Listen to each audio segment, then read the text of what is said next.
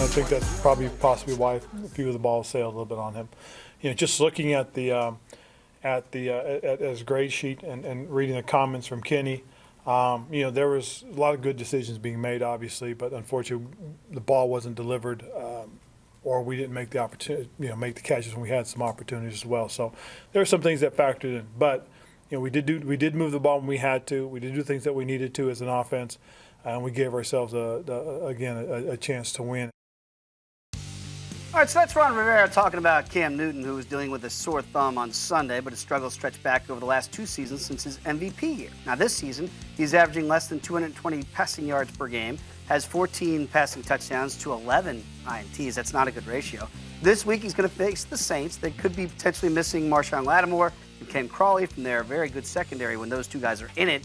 So, Brian McFadden, is there something wrong with Super Cam? What have you seen from Cam this year, maybe past the injury, that he's really dealing with here?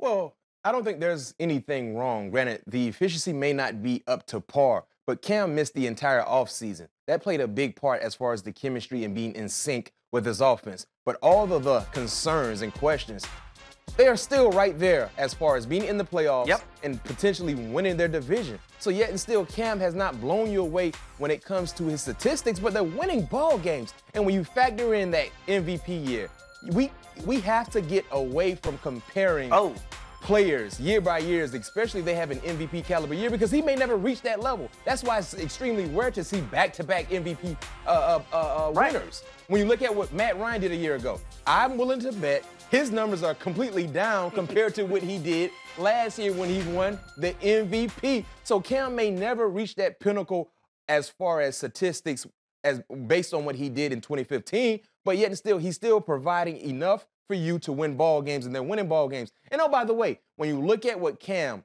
has been used to have surrounding him, there's no Greg Olsen because of injury. There's no Kelvin Benjamin because of he's gone. They traded him away. And you look at what he had in 2016 there on your graphic as far as targets and receptions. No Ted Ginn. So his top 3 receivers from a year ago are no longer there, and Olsen is there, but he's injured. He played sparingly last week, and then he was out of the ball game based on foot soreness. Does it matter how he gets it done at 8-3? Like, can you go ahead and sustain the old Cam, i.e., he's just as big of a running threat as he is a passing threat? Can you win consistently? Yeah, you can. You can. And now look at the graphic you currently see there. His best receiver is the running back. Yep. Getting McCaffrey much more involved now. So what quarterback that we consider to be real good, right, won an MVP, would you expect to see unbelievable numbers when his best pass catcher has been his running back? The guy behind him. Not many. It doesn't happen very often. But luckily enough, they're winning ball